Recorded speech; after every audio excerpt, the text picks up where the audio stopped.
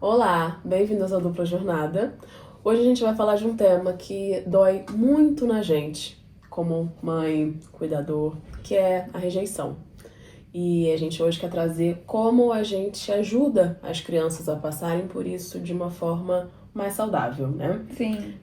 Pedir pra Kelly bater aí um pouco, a gente vai bater um papo sobre isso, sobre como a gente dá esse suporte emocional pra criança e faz com que aquela situação, na verdade, vire um aprendizado Sim. e não um grande problema, Uhum. né? Então, Kelly, vamos começar do início.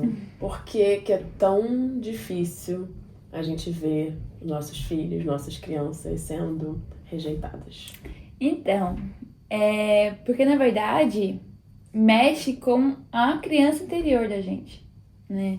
Da gente, né? Eu me incluí. Mas mexe com a criança interior da mãe e do pai, porque toca lá naquela ferida de quando os pais eram crianças. Um ponto importante nessa situação é dos pais não trazerem para si esse sentimento de rejeição. Porque quando os pais também entram nesse sentimento de rejeição, eles não conseguem passar uma segurança emocional para os filhos. E aí os filhos não conseguem lidar com isso. Então, quando passar por algum episódio desse, é os pais e as mães colocarem na cabeça que é do filho, a vida é do filho, não é sobre a vida deles, não é sobre a criança deles que foi no passado. Porque se o pai e a mãe não conseguem fazer isso, eles não vão conseguir dar suporte pro filho. E aí vai virar vai talvez virar um sofrimento que não precisava. Porque rejeição, a gente vai ser rejeitado, né? E a gente tem que aprender a lidar com isso. E uma coisa que interfere muito nessa questão de como as crianças vão lidar com isso é de pais e mães que criam o filho numa bolha, né? Que, o filho não pode cair no chão. Dão tudo que esse filho quer, dão tudo que esse filho pede. E aí quando chega lá na fase escolar, que a criança vai conviver em grupo, vai conviver com outras crianças, vai conviver com outros adultos, vai vir esse sentimento de rejeição. E aí a criança não vai saber lidar. Não vai saber lidar com uma chamada de atenção que o professor vai dar, né? O professor vai chamar atenção, não vai gostar. Não vai saber lidar, vai achar ruim, vai achar que tá certo. Vai participar de uma brincadeira, às vezes as outras crianças não querem brincar com a criança. Aí, nossa, isso vai ser um problema. E aí, quando acontece isso, né? Às vezes a criança chega em casa, o fulano não quis brincar comigo hoje. Ao invés dos pais transformarem isso realmente num drama e falarem, pobrezinho do meu filho, o fulano não quis ser amigo dele, meu filho, não, você tem que não dar bola pra ele, é isso mesmo. Você transforma isso num drama mesmo e numa situação que a criança vai construir que aquilo vai se sentir rejeitada mesmo, vai construir um sentimento ruim, uma baixa autoestima.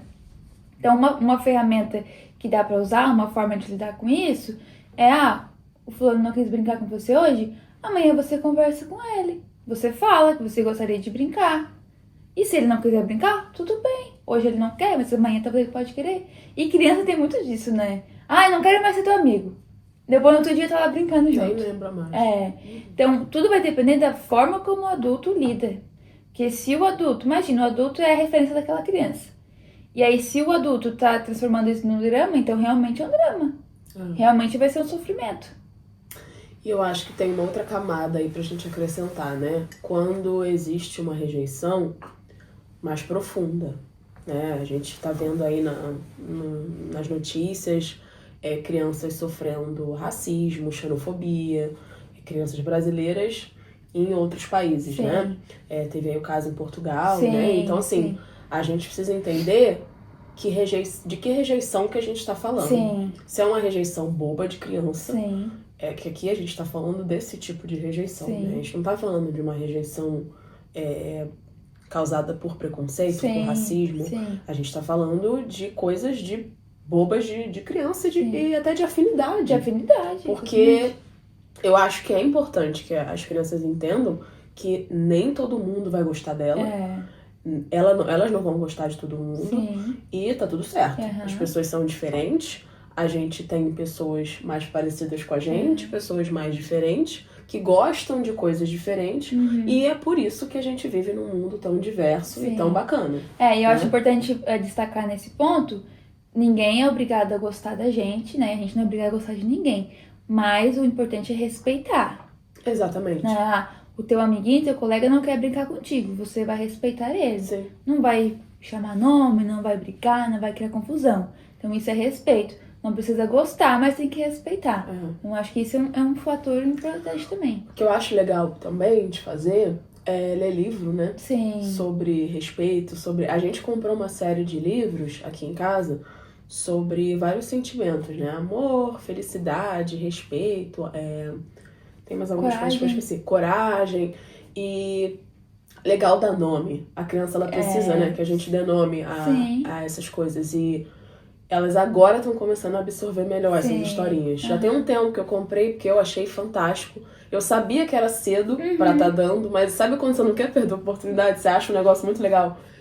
E agora elas já entendem o que é cada coisa ali, já começam a discernir, né, um pouco melhor. Então eu acho bacana também você explicar, né, essa questão do respeito. E elas têm muito aquela coisa de beijar e abraçar. Sim. E às vezes uma não quer. Isso é uma forma de rejeição, né? Você tá ali, vai lá abraçar, a pessoa faz assim. Isso é uma rejeição.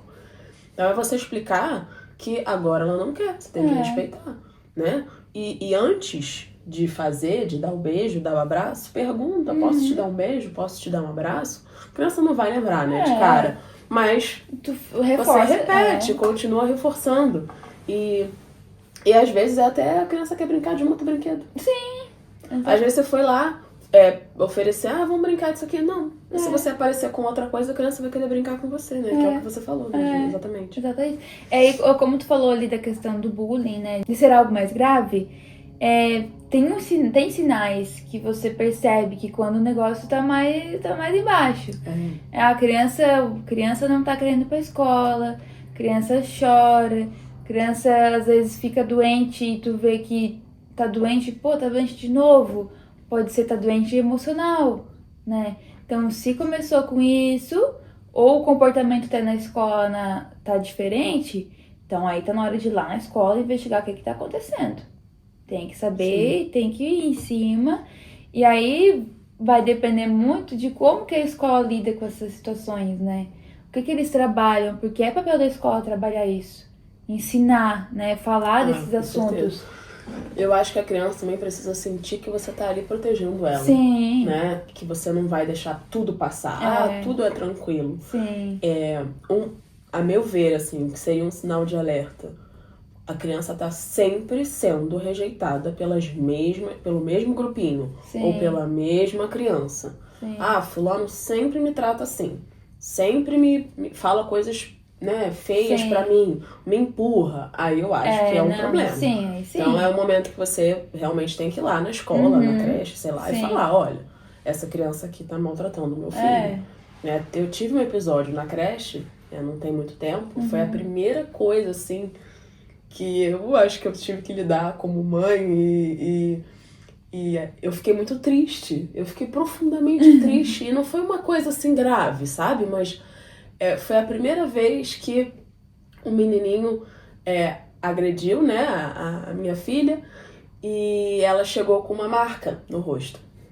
E eu fiquei muito triste com aquilo. Muito triste, assim. Eu não sei explicar, mas doeu em mim. Sim. Doeu em mim. E aí, depois eu realmente fiquei pensando, né? Eu transformei a dor dela numa dor minha, sem dúvida. Eu transferi. Mas eu também não queria deixar passar, sabe? Aquilo. De alguma forma eu senti que eu tinha que conversar sobre aquilo com ela, né? E eu falei, filha, ele fez isso. Eu falei, ele fica muito chateado, né? Que é um menino que eu sei, que ele chora todos os dias. Ele chega na creche, ele chora muito. Muito, muito, muito. Então, assim, não era pessoal, não era com a minha filha. Ele teria feito aquilo com qualquer criança. Quando eu cheguei lá, a primeira coisa que eu perguntei, quando eu vi que ela tava assim, falaram que foi um coleguinha, eu falei, o que ela fez? né? Que eu acho que a gente também tem que ter muita consciência Sim. de que os nossos filhos não são É imaculados. o que eu ia falar, não pode também botar o filho no pedestal Exato. e achar que não vai fazer nada. Então eu né? falei, ela fez alguma coisa? A professora falou, não, absolutamente nada. Qualquer criança que estivesse na frente dele, ele teria feito a mesma coisa que ele fez com ela. Ela tava no lugar errado, na hora errada, né? Que ele fica querendo sair da sala.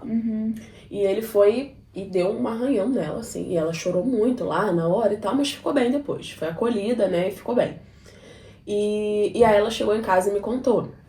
Assim que ela me viu, na verdade, ela me contou, mamãe, o fulaninho me arranhou. E eu fiquei super mal e eu falei pra ela, filha, ele tava muito chateado, né? Às vezes as pessoas precisam de um tempo. Às vezes a gente tem que dar um espaço, né? Ele fica muito triste, eu acho que ele sente muita falta da mamãezinha dele. E ele não fez por mal, né? Eu acho que ele tava muito irritado mesmo. Assim, você aproveita e, né, sei lá, ensina ali pra criança o que aconteceu também, né? Pra criança às vezes não achar que foi sobre ela fez alguma coisa de errado. Porque de fato ela não fez, ela tava parada. Mas só que a gente parte de um lugar que é educação infantil, né? Crianças bem pequenas. Então, nesse contexto, não vai ter algo pessoal, não vai ter bullying, não vai ter isso. Não vai. Não vai Só ser. mais tarde, né? É bem mais tarde, muito mais tarde. Mas, óbvio que a partir daí tu começa, a questão da inteligência emocional, né? Tu vai ensinando a criança a lidar. Tu deu exemplo ali, aí ficou irritado, ficou chateado, acabou acontecendo isso. Mas a gente não faz isso quando a gente tá irritado, chateado. Exato, né? não foi aí legal. Tu pode que ele partir fez. desse ponto. Mas nessa fase tem uma educadora aqui na rede social que ela fala muito disso. Tu pega uma turminha de 20 crianças de 2 anos. Tu não vai achar que o teu filho não vai receber uma mordida, não vai receber um puxão de cabelo. Porque é natural do comportamento da criança. Imagina você botar 20 crianças de 2 anos. Né? Se bem que aqui é uma outra realidade, né? Bem menos crianças, né? Mas vai acontecer. E aí tu não pode tratar um acontecimento desse como um drama, tadinho do meu filho. Porque aí tu já vai estar ali construindo essa questão de autoestima mesmo. Tu vai construindo uma baixa autoestima, uma insegurança emocional pra criança. Desde essa fase. E ela parou até de falar, né? A gente conversou ali e depois ela não tocou mais no assunto. Imagina, se tu fica nisso aí, falando, tadinho, ai, pobrezinha, né, meu amor? Mas eu precisava conversar pra curar alguma coisa em mim. Que doeu em ti, né? E aí, depois que eu falei, eu fiquei tranquila, eu fiquei calma. Falei, não, tudo bem. Já, eu senti que, de alguma forma, eu resolvi aquilo que tava doendo, né? Mas tem isso mesmo, a gente sente uma coisa, parece que a gente volta lá pra trás e pega a pior situação que aconteceu com a gente e transfere pra aquele momento. E isso acontece com a gente também, profissional, lá na creche. Eu lembro que às vezes eu passava por alguma situação difícil, chegava pra mãe e deu, ai mãe, né, assim, olha, é a tua criança interior aí que tá ferida. Alguma coisa... tua mãe. Alguma coisa Dona Ana, muito sábia. Alguma coisa que te cutucou aí. E nós tivemos uma formação também muito boa. E aí a pessoa que estava dando a palestra para nós também falou disso. Que às vezes a gente não consegue suportar um comportamento de uma criança, mas é porque tá mexendo lá com a gente. Lá no nosso interior. Então a gente tem que botar cada um no seu lugar, né? Minha vida, fui tal criança. Agora é a vida do meu filho. É uma outra vida. Né? Não posso projetar a minha vida naquela criança. É uma outra vida, outra situação, outra realidade que ele tá vivendo. Então a gente tem que se colocar cada um no seu lugar para conseguir servir de suporte para essa criança. Para conseguir passar a segurança emocional. Porque se a gente não tá seguro emocionalmente, o filho também não vai ser. A criança também não vai ser.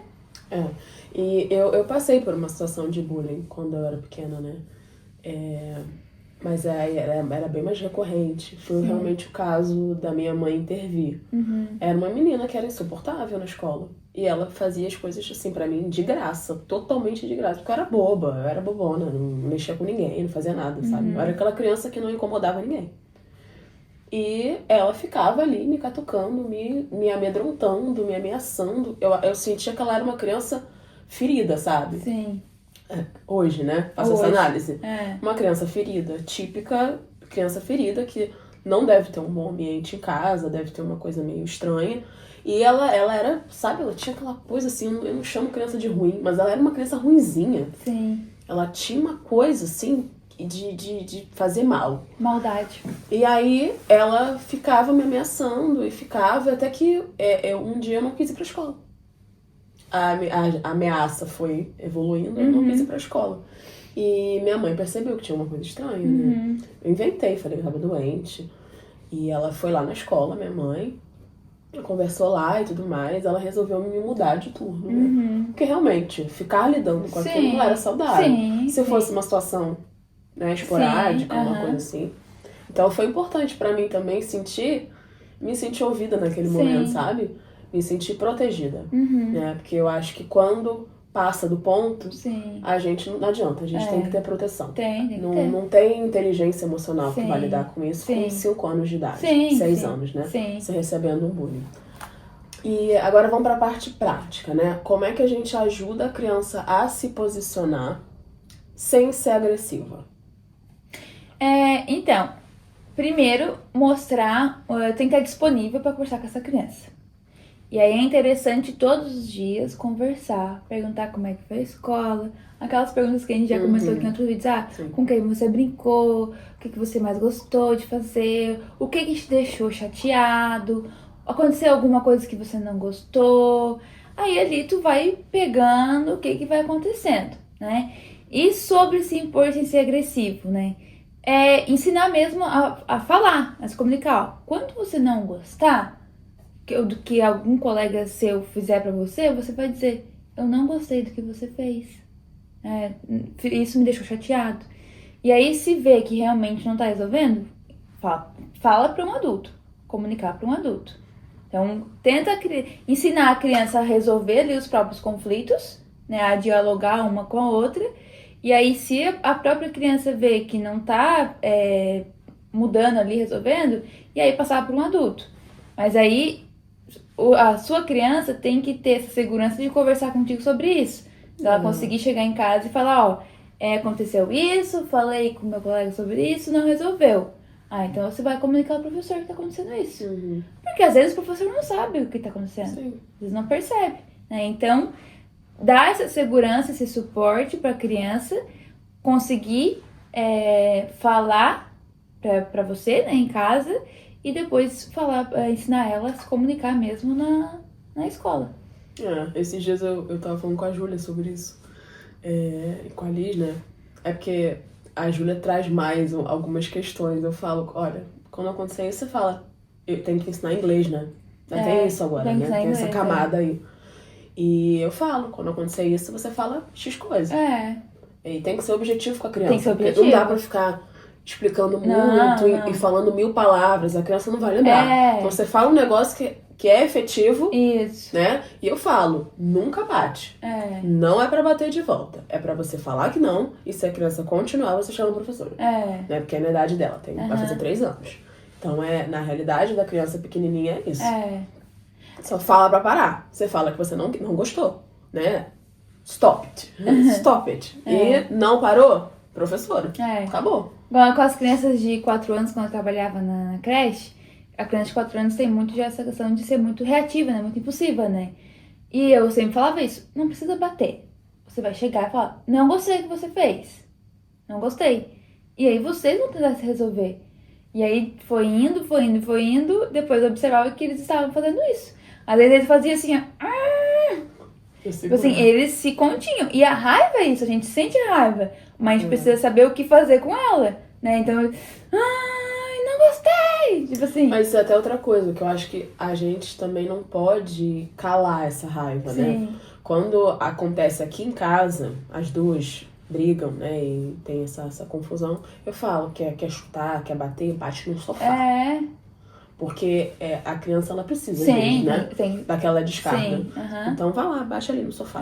Tá com raiva, bate ali. Pode bater. O sofá não machuca. Isso aí. E aí parece que passa, né? Então a gente começa dessa forma. Daí primeiro tu ensina a criança a soltar essa raiva.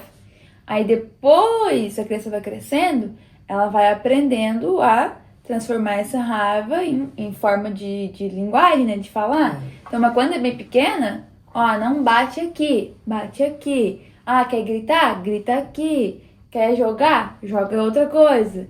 Então você vai redirecionar ela. Porque a raiva, bom, a gente adulto, a gente sente que a raiva dá mexe pelo corpo todo, que a gente sente, a gente porque é adulto consegue controlar a raiva, né? Mas dá vontade de chutar as coisas, jogar as coisas pro alto, dá vontade de fazer isso. Então a criança, ela precisa jogar pra fora porque ela não sabe lidar ainda com a raiva. E como que a gente fortalece essa autoestima da criança pra ajudar, né, a lidar com essa rejeição? Acho que pra fechar a gente precisa dessa reflexão, assim, como é que a gente cuida dessa criança, nutre essa criança para que ela cresça saudável, né, com uma autoestima saudável, para entender que isso vai acontecer mesmo e isso não afete, né, para que isso não afete ela. Sim.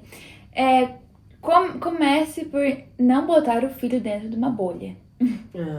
Não criar o filho dentro de uma bolha vai fazer com que ele desenvolva segurança e autoestima e aprenda a lidar com isso.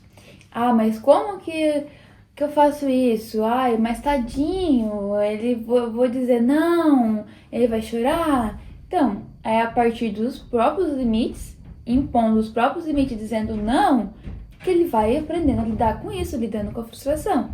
E muitos adultos têm costume, às vezes, estar brincando com a criança, estar jogando algum jogo, deixar ela ganhar sempre, né?